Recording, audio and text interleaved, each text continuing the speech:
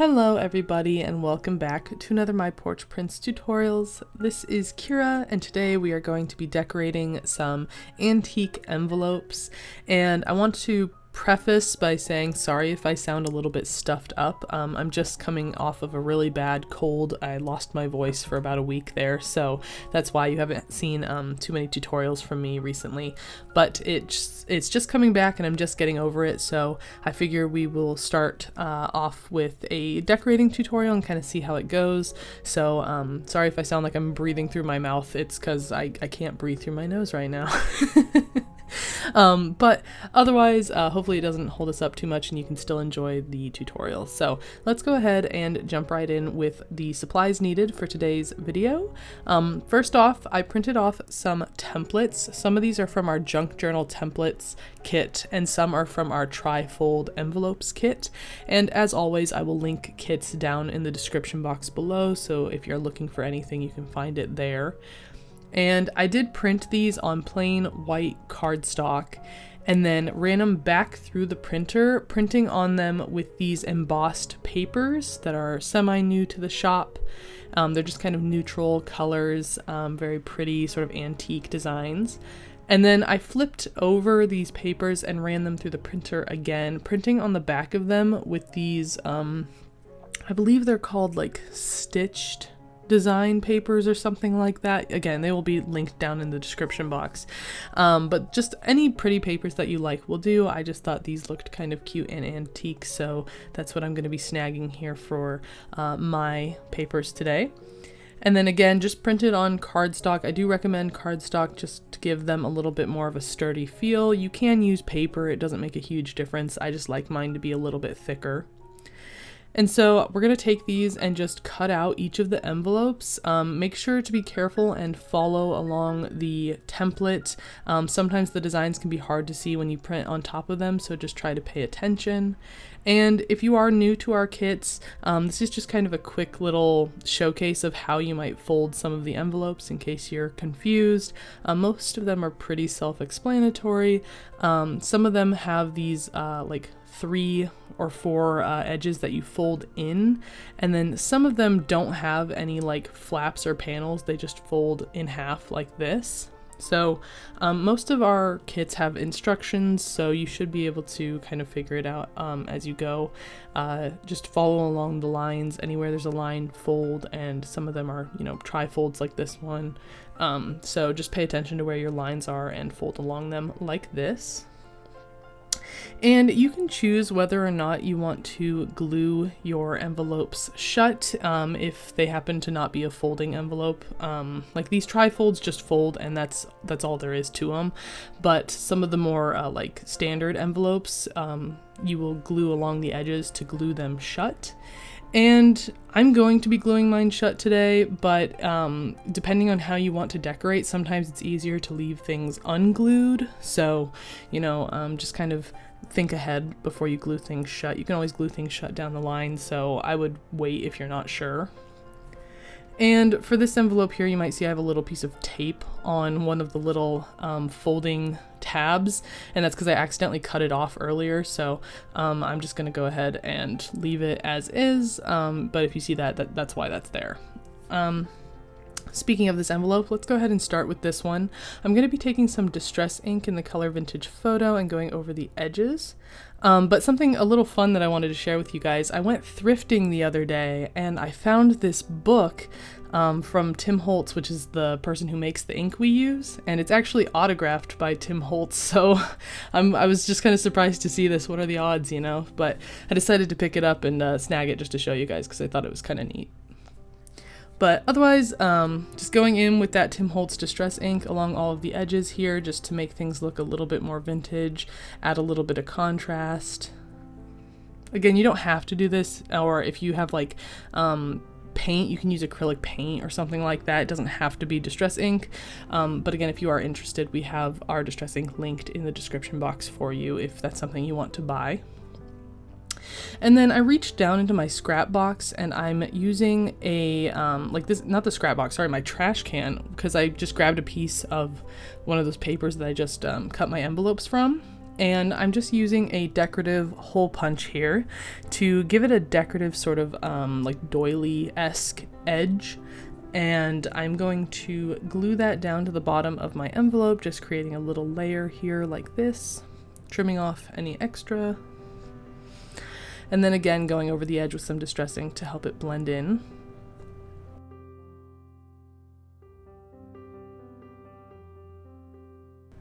And then I'm going to be adding some lace trim along the bottom. I believe this lace is from Walmart.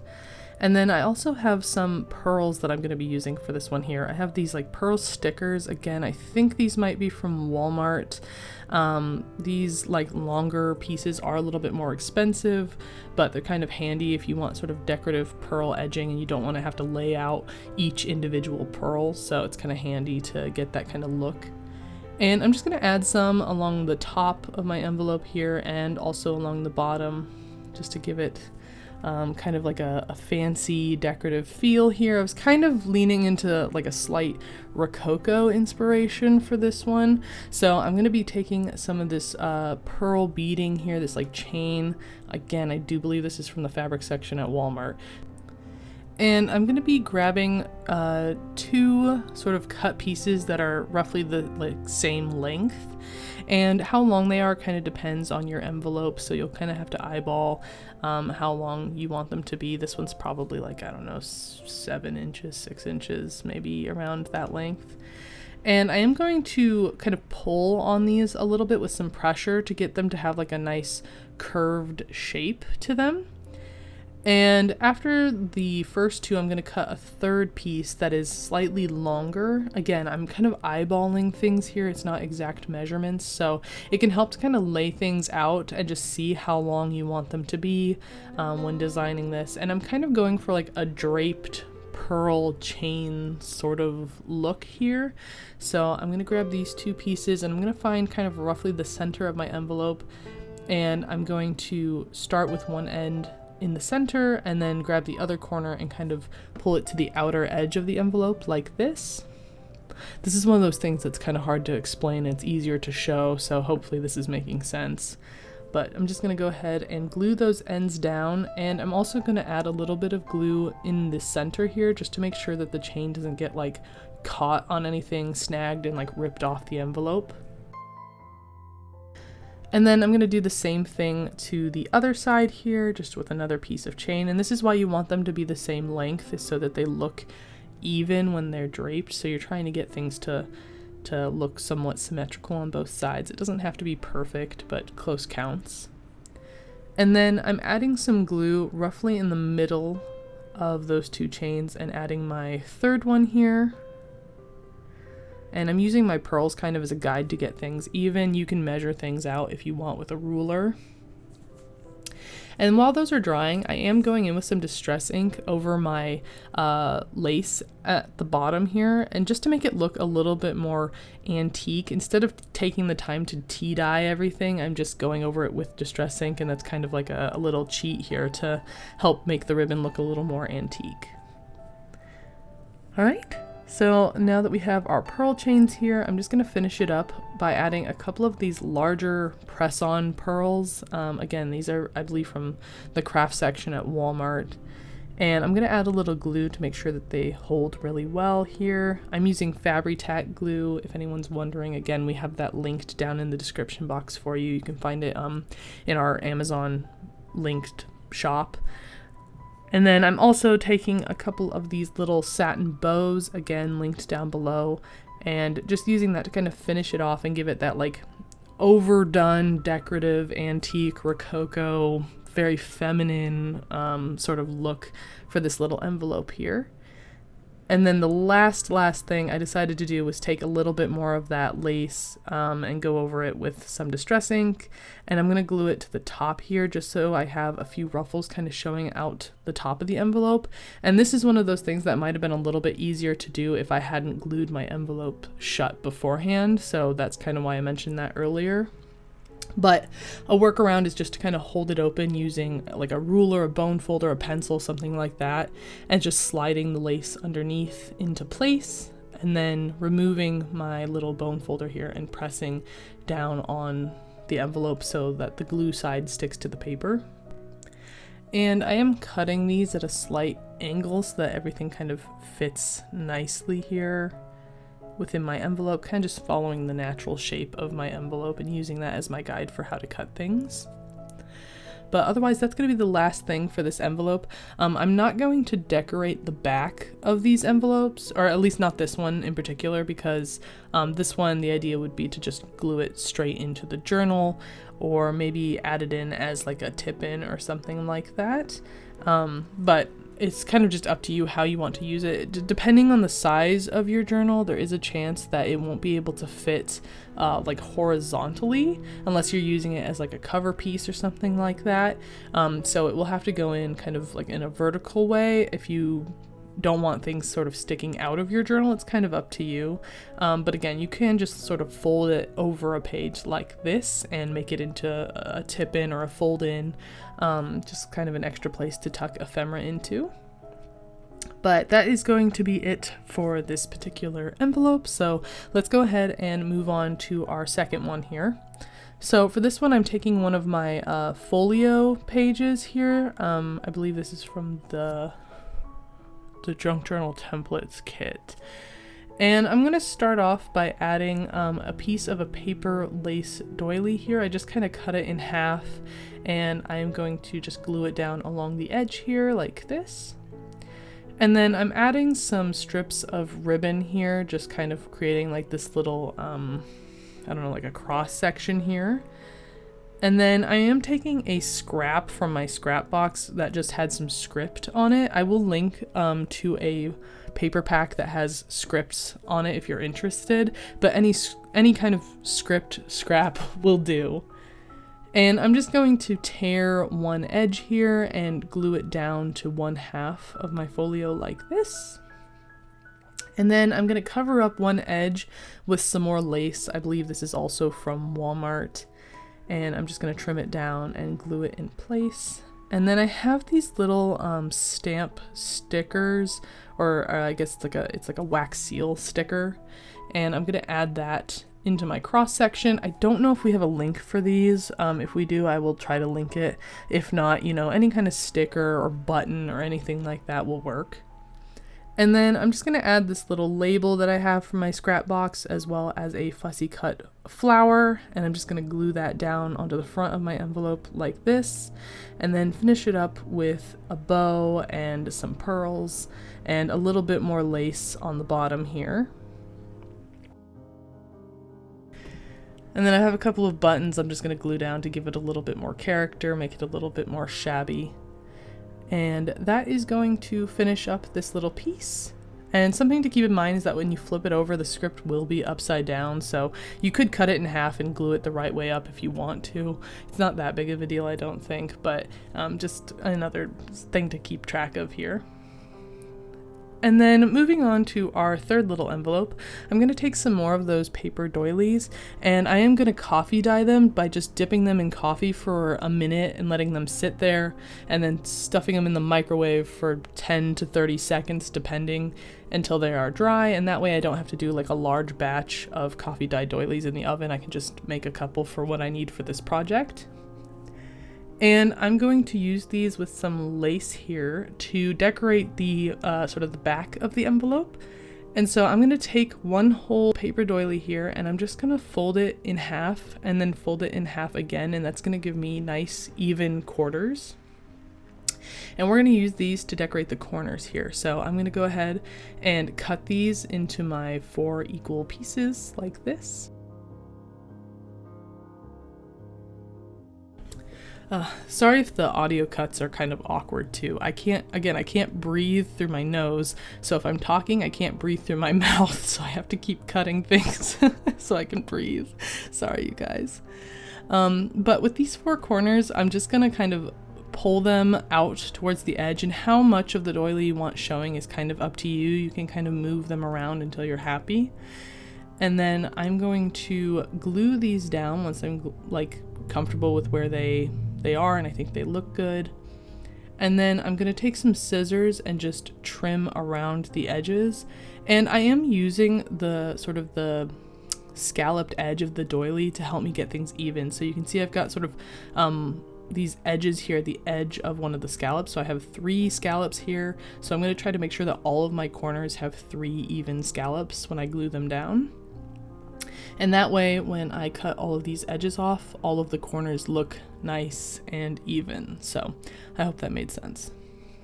All right, and then I have this little rose piece. I believe this is from our like antique rose labels. I just cut out this piece into a circle shape, and I'm gonna glue it down onto the very center of my envelope on top of my little lace strip I added, just like this. And I did go over the edges with some distress ink off camera just to make it look a little bit more finished. And then I did also realize that I glued it on upside down, so make sure to pay attention when you're working, that you get things glued right side up, otherwise you'll have to peel it off and redo it like I did, but just a little reminder for you guys. And then to try to keep the theme going here, I'm going to take some leftover pieces from my lace doilies, and I'm just going to glue one down onto the sort of the flap of the envelope here, and I'm going to trim it to fit, just like this. And I am going to add a couple more pieces down to the corners here, again just kind of keeping everything looking symmetrical. And then I'm taking an eye pin and I'm going in with a little pearl bead and a little butterfly charm, and I'm just going to use some pliers to create this sort of little dangle, this little charm here. And I'm going to hook it onto a paper clip that I have here. And I'm just going to add this onto the envelope just to make it, you know, look a little more decorative and keep it closed and just give it some more character. And then I can finish up all of my edges with some distress ink here, and that's just going to tie everything together. And this is what this envelope ended up looking like when it was all done. Alright, and I believe this is our last envelope here, so I'm going to take this envelope and again grabbing another script scrap. I'm going to glue it to 1/2 of the back of the envelope, and then taking some decorative lace sort of trim here. Again, this is also from Walmart. Again, going over it with some distress ink to make it look a little bit more antique and kind of match the colors of the envelope. I'm just going to glue it down with my Fabri-Tac and then add some little pearls here just to, again, add more detail, more layers, just creating more of that intricate sort of antique look to each of these envelopes, just like this. And then I am going to take my last half of my coffee dyed lace doily here, and I'm just going to glue it down to the top of the flap here like this. Again, going over edges with distress ink just to make things look a little more cohesive and put together. And then I have a piece of paper that I just cut out of a scrap and stuck one of those little sticker wax seals onto. And I'm going to add glue to just like the very bottom half of this, and I'm going to glue it to the bottom half of my envelope here, leaving the top half no glue on it, but it's going to make a tuck space for the like lip of the envelope so that it can keep closed. And while that dries, again, I'm going to add some more of this decorative trim to the top of the envelope, just trying to pull elements from the back to the front here like this. And you can see this is kind of what it looks like when it's done from the front and the back. And you can see how this little wax seal works to kind of open and close the envelope. Alright, so that is today's video on making decorative antique envelopes. These are really nice to have just around, even if you don't have a specific project in mind to use them for.